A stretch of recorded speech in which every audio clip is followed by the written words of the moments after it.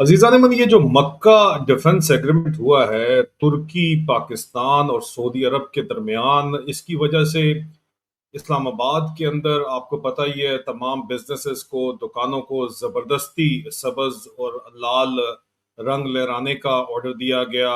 Lights, बत्तियां बत्तियां जलाने का जो है वो ऑर्डर दिया गया और लोगों को जबरदस्ती कहा गया कि जाओ और बत्तियां देखो। और ये बत्तियां जो है, जाहिर बात है, अक्सर औकात एक शोशा तो की जा रही है और दूसरी तरफ की प्रोजेक्शन भी बहुत ज्यादा करने की कोशिश की जा रही है। और बताया ये जा रहा है कि जनाब, ईरान को बार बार ये कहा जा रहा है कि आपका इससे कोई ताल्लुक नहीं है, हम आपके साथ कोई दुश्मनी नहीं कर रहे हैं। ईरान के वजीर खारजा की तरफ से नायब वजीर खारजा ने भी बयान दिया है। लेकिन हकीकत वो तो सबको पता है कि जाहिर बात है कि सऊदी अरब के पास लड़ने के लिए अपनी फौज नहीं है। वो किराए की फौज लेते हैं, किराए की फौज जो है उसका इस्तेमाल करते हैं। उसके बाद तुर्की ने अपने हथियार बेचने हैं, इसलिए तुर्की यहाँ पे आया है।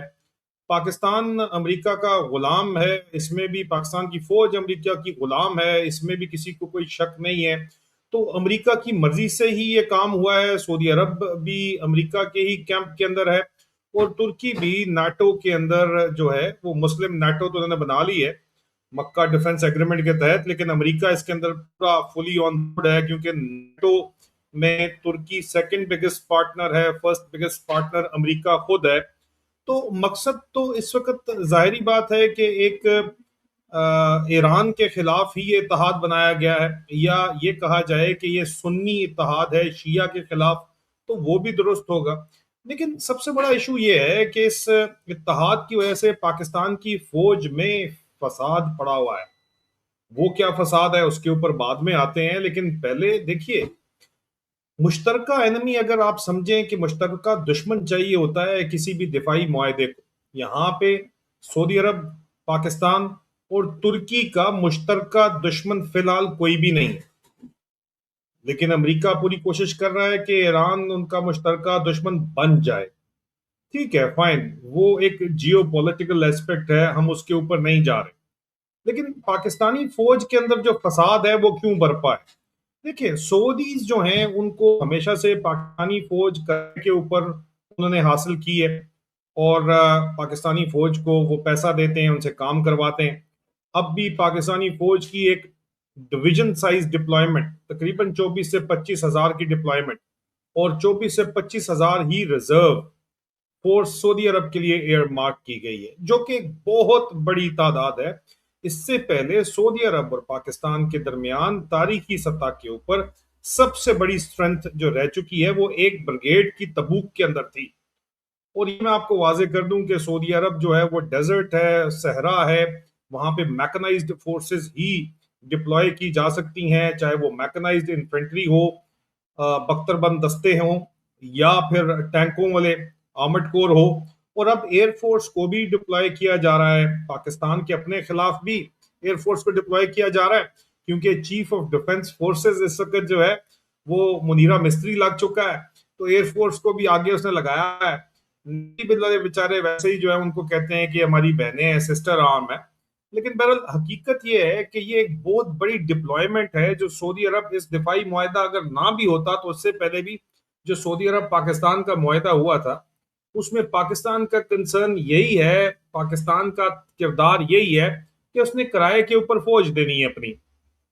अब मुझसे एक इंटरनेशनल चैनल ने भी पूछा कि आदिल भाई, मेजर आदिल, आप बताएं कि पाकिस्तान की फौज जो है उसके इसके बारे में क्या ख्यालात हैं इस दिफाई मुआहदे को लेके। अब मेरी हाल ही में पाकिस्तान आर्मी ऑफिसर्स जो इस वक्त हाजिर सर्विस हैं बहुत सौ के साथ जो बातचीत हुई इस मुआहदे को लेके, मैंने वही जवाब उस इंटरनेशनल चैनल को भी दिया जो मैं अंग्रेजी के अंदर दिया, जो आपको मैं यहाँ पे अपनी जुबान के अंदर बताने लगा हूँ। और बड़ी ही इंटरेस्टिंग किस्म की जो है वो इसके ऊपर बातचीत हो रही है। लेकिन सिर्फ इंटरेस्टिंग बातचीत नहीं हो रही, जो टॉपिक है फौज में फसाद, वो भी जो पाकिस्तान की फौज के अफसरान और जवानों का बराह रास्त जवाब आया है, जो कि दो मुख्तलिफ जवाब हैं, उसकी बुनियाद के ऊपर मैं बात कर रहा हूं कि पाकिस्तान की फौज में जो है वो फसाद शुरू है। क्या फसाद है, सुने जरा। देखिए, वो कहते हैं कि सर जो यहाँ पे सुन्नी फौजी ऑफिसर हैं और सुन्नी फौजी जो जवान हैं वो बहुत ज्यादा खुश हैं। पहले सिर्फ ऑफिसर्स ज्यादातर जाया करते थे, लेकिन अब जवान भी जा रहे हैं, जाहिर बात है।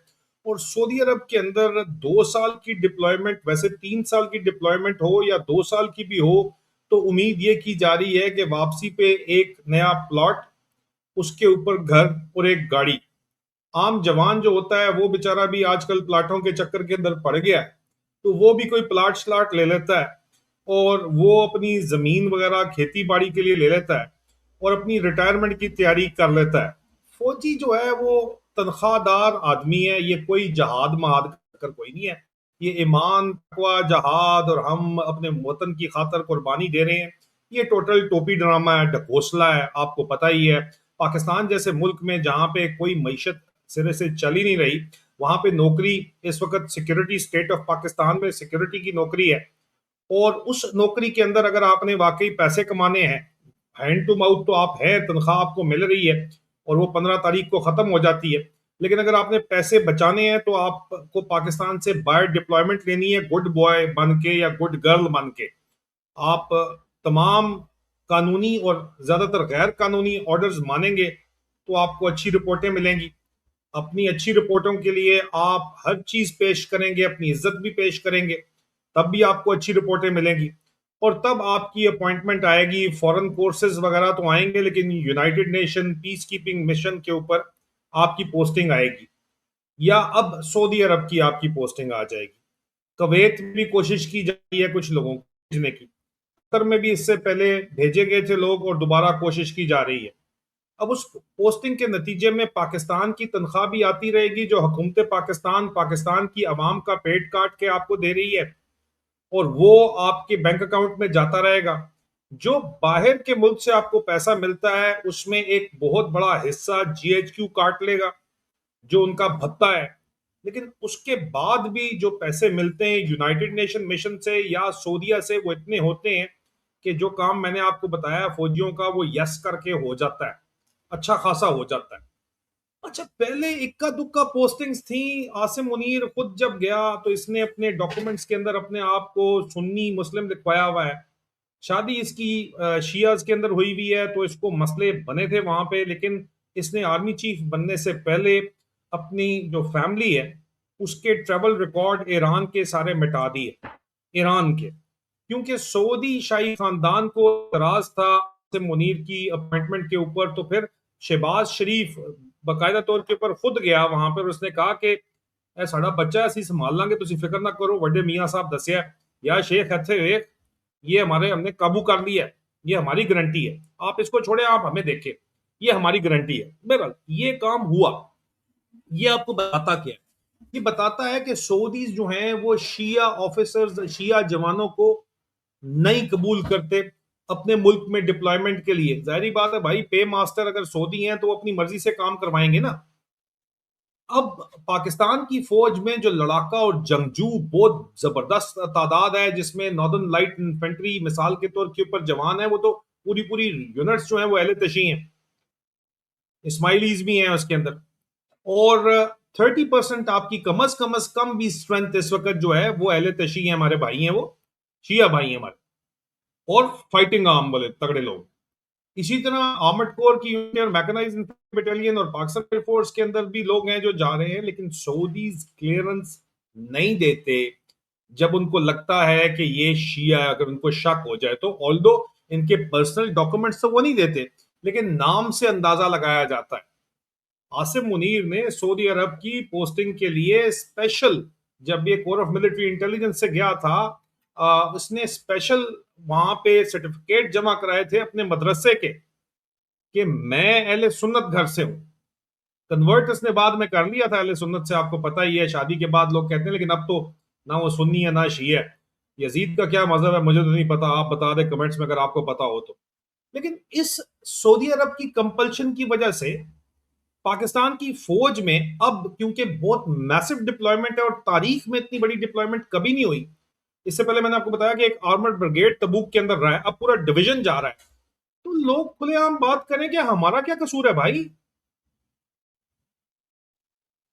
ये इशू इतना बढ़ गया है इस वक्त, अभी तक तो अंडरलाइन था, लेकिन ये जो डिफेंस एग्रीमेंट वगैरह साइन हो गया दरमियान में, क्योंकि बात चल रही थी कि अमेरिकन चाहते हैं कि तुर्की वाले जो है वो तुम्हें ट्रुप्स भी दे देंगे, इतने ज्यादा पाकिस्तानियों से ट्रुप्स मत मंगवाओ, लेकिन तुर्कियों ने कहा कि यार हमसे इक्विपमेंट खरीदो, जो खरीदना है डॉलर मालर लगाओ, ट्रुप्स वगैरह जो आपने मंगवाने, यमन से लड़ रहे हैं इस वक्त, पाकिस्तान के फौज ऑलरेडी लड़ रही है, ईरान के ही जाहिर बात है कि वो इत्तेहादी हैं यमन वाले, हूतियों से लड़ रहे हैं, आगे भी जो लड़ना है और मरने वाला काम पाकिस्तानियों से करो, उनको डॉलर मॉलर दो, ठीक है। तो जाहिर बात है कि at the end of the day Pakistan में भी तो लोग लड़ रहे हैं और मर रहे हैं रोजाना की बुनियाद के ऊपर फौज के अंदर, लेकिन उसका डॉलर नहीं मिल रहा। सऊदीया में तो लड़ता है और मरता है तो डॉलर मिलता है, तो हर कोई यहाँ पे लड़ने और मरने के लिए तैयार है फौज के अंदर, लेकिन डॉलर मांगता है। लेकिन डॉलर अगर 30% लड़ाकों को नहीं मिलेगा और 70% को मिलेगा, तो जाहिर बात है फिर झगड़ा तो होगा, और झगड़ा इस वक्त हो रहा है।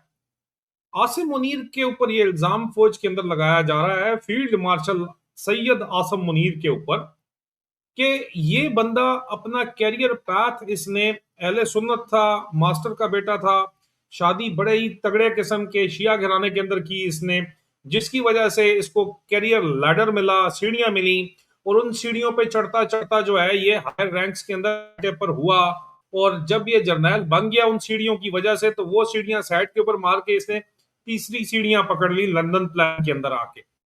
लेकिन उसके पूरा करियर जो है वो अहले तशी शिया हजरात की सीढ़ियों के ऊपर ही तो खड़ा हुआ है, और इसके ऊपर अहले तशी जो फैमिलीज हैं वो अच्छे तरीके से जानती हैं।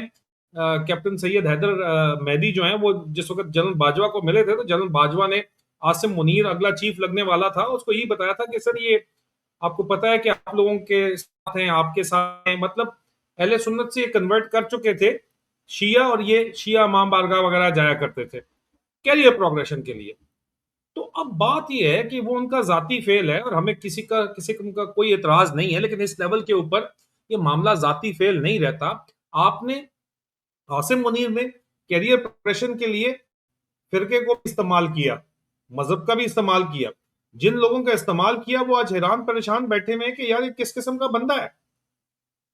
ये तो अब बीवी को भी खुड़े लाइन लगा के साइड के ऊपर करके जो है वो मशूक के चक्कर के अंदर पड़ा हुआ है, लेकिन वो एक सेपरेट टॉपिक है। लेकिन फौज के अंदर ये बातचीत बड़ी ही अब ओपनली शुरू हो गई है, सवालात उठने शुरू हो गए हैं, दरबारों के अंदर ये सवाल उठ रहे हैं, और दरबार हर महीने हर फाइटिंग आर्म यूनिट के अंदर एक तमाम सिपाही सामने बैठ जाते हैं, जवान और अफसर एक साइड के ऊपर साइड पे बैठते हैं, और कमांडिंग अफसर ऊपर बैठ के बताता है कि जी पॉलिसी ये है, और उसके बाद हर किसी को बोलने की इजाजत होती है। जो यहाँ पे LI units, northern light infantry की यूनिट्स हैं खासतौर के ऊपर, उसके अंदर भी और उसके अलावा भी जो इस वक्त एक्चुअल पल्स है जो ऊपर नहीं जाने दी जा रही इस वक्त तक, वो सवाल ये उठाए जा रहे हैं कि सर बात ये है कि हमें क्यों नहीं अपॉर्चुनिटी दी जा रही सऊदीया में या कतर में या कुवैत में, और अगर हम कोई ईरान थोड़ी जा रहे हैं, आप हमें ईरान से भी लड़वा रहे हैं, आप हमें बलूचिस्तान के अंदर भी अपने लोगों से भी मरवा रहे हैं, खैबर पख्तूनख्वा में भी अपने लोगों से मरवा रहे हैं, और जब इंसेंटिव की बारी आती है, फायदा उठाने की बारी आती है, तो वो एक खास फिरके को अब इंसेंटिव मिल रहा है, क्योंकि अब इस दिफाई मुआहदे के बाद पाकिस्तान की फौज किराए के ऊपर सर्कुलेशन में जाएगी।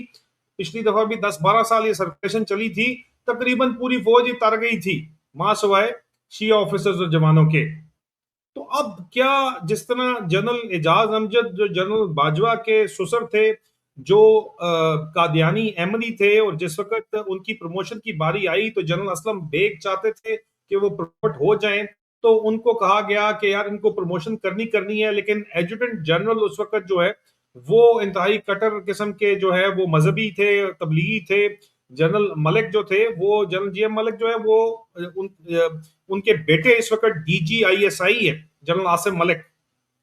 उन्होंने जनरल एजाज अमजद को कहा, ब्रिगेडियर एजाज अमजद थे उस वक्त, कि भाई तुम मुसलमान नहीं हो तो मैं तुम्हें प्रमोट जो है वो नहीं कर सकता, अगर तुमने मुसलमान होना है तो तुम अपने कागज चेंज करो, तुम यहाँ पे बजाय अहमदी लिखने के तुम लिखो, क्योंकि उस वक्त तक आपको पता ही है कि अहमदी कादियानी जो है वो गैर मुस्लिम करार दे दिए गए थे।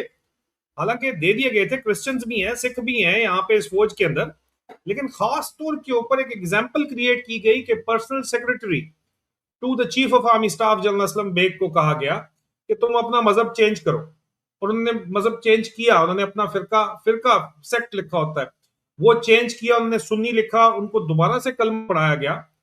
और फिर जनाब जनरल साहब ने, DGISI lieutenant general Asim Malik के वालिद साहब जनरल साहब ने कहा कि अब तुम्हारी बीवी से निकाह टूट गया है, अब तुम निकाह भी दोबारा पढ़वाओ। ये काम करवाया गया और उन्होंने प्रमोशन के लिए काम किया। ऑल दो जिस वक्त मेजर जनरल तो बन गए, GOC थे वो लाहौर के शरीफों से, बड़े मियाँ शरीफ साहब से जो असल धंधा चलाते थे, वो उनके साथ उस वक्त के ताल्लुकात। बड़ा दबंग अफसर था, मैं इस किस्म की बात नहीं कर रहा। उनका भाई इफ्तिखार जंजुआ वॉर हीरो है, ठीक है। लेकिन मैं आपको सिर्फ बात बता रहा हूं कि जब मेजर जनरल लायक अफसर था, मेजर जनरल को लेफ्टिनेंट जनरल बनने की उसकी बारी आई, उसने मेरिट के ऊपर बन जाना था। लेकिन जनरल अब्दुल वहीद काकड़ ने कहा कि तुम अपनी प्रमोशन के लिए अगर मजहब चेंज कर सकते हो तो तुम आगे कुछ भी कर सकते हो, तुम्हें मैंने नहीं प्रमोट करना। नहीं प्रमोट किया उसको। आसिम मुनीर ने इसीलिए जो है वो अपना मजहब नहीं तो फिरका तो बार बार चेंज किया है, और अभी तो पता नहीं उसका मजहब क्या है। लेकिन अब ये एक एग्जाम्पल क्रिएट हुई हुई है इस फौज के अंदर, जिसकी वजह से शदीद तनाव है कि अब क्या करें शिया, अपना फिर मजहब चेंज करें तो सुन्नी राजी होंगे और वहां पे हमें इंसेंटिव मिलेगा? क्या हमारे बच्चों का कम राइट है? ये सवालात इस वक्त उठाए जा रहे हैं,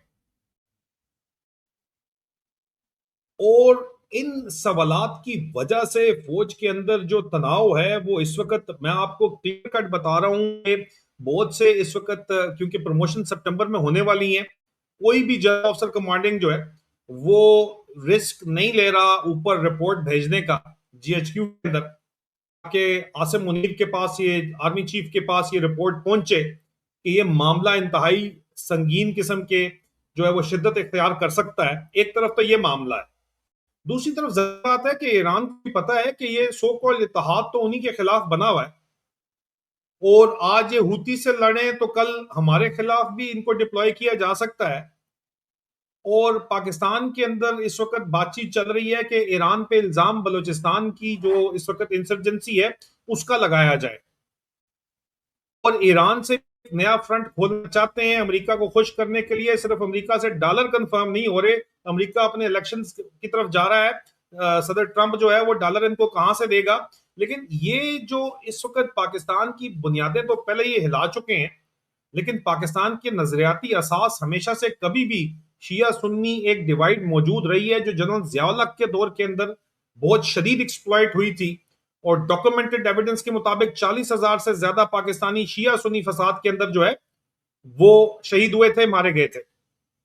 एक दफा फिर उस तरह के हालात क्रिएट क्या हो सकते हैं, ये जो फौज के अंदर फसाद है उसकी वजह, ये मेरा सवाल है और इसका जवाब मैं चाहूंगा कि आप कमेंट्स के अंदर दें। और अगर आप चाहते हैं कि मैं इसके ऊपर मजीद तहकीक करूं तब भी मुझे जरूर बताएं। एक फिक्री सवाल भी है और एक इंटरनल इन्वेस्टिगेशन भी है। बहुत जल्द आपसे दोबारा मुलाकात होती है, अपना ख्याल रखिए। खुदा हाफिज।